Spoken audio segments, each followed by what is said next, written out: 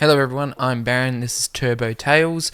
In this channel you're going to be seeing my Focus RS MK3 go from basic mods to more advanced mods. In a couple of months we're looking at getting a catback exhaust, and we're looking at getting an intercooler both at the same time, doing separate videos on them and how to install them and going through that process. With the intercooler I will also be getting a big mouth piece. If you want to check out the planned build for the car, go to our Instagram, it is in the description below.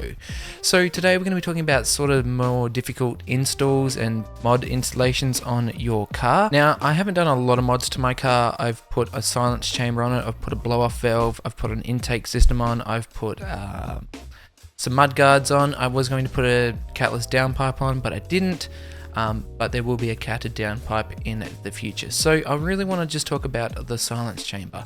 If you haven't got an aftermarket like a intake system, I got a Mishimoto. You won't really notice it. You will sort of hear it, but you won't notice it as much as what you probably would if you were to put in an aftermarket system.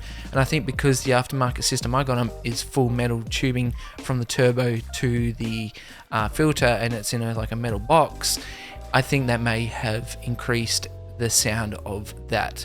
So the reason I say it's more difficult and one of the more hard tasks is because it's literally behind your front right wheel, just above the blow off valve. Now I changed out my blow off valve. It was a little difficult. It wasn't too hard to do though. It was quite simple to get to. But saying that at the same time, if you are to put in a silence chamber, I think I put in a mount tune silence chamber. It's literally just like a silicone hose with a dobbed over end. Now I don't know why it does this. If anyone can explain it to me, that would be fantastic. But in here you have to get some circlip pliers and you have to get a circlip out and pull this little piece out. It's literally like a little brass metal piece. I've still got it.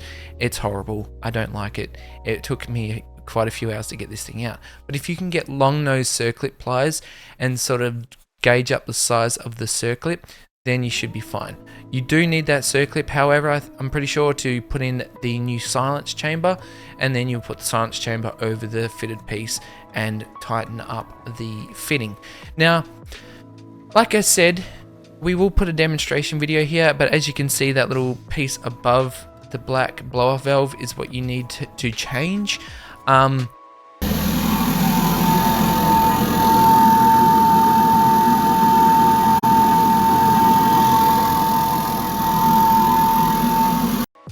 the demonstration of the audio you just heard was it giving that howling and whistling sound. When you take that silence chamber and put it on there, it definitely makes a difference, and you cannot hear that sound as what you would before. You can sort of hear a sound of obviously an induction sound, and it sounds good, but it's not as harsh as what you would usually have it out to be if you were to have that just a little brass piece in there, a little metal piece. Let me know what your most difficult install is on a Focus RS or any sort of car parts that you have.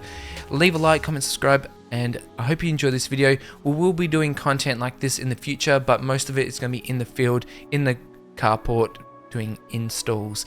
I am trying to improve my setup. If you enjoy this, like I said, go to our Instagram, like the page over there, and we'll see you in the next one.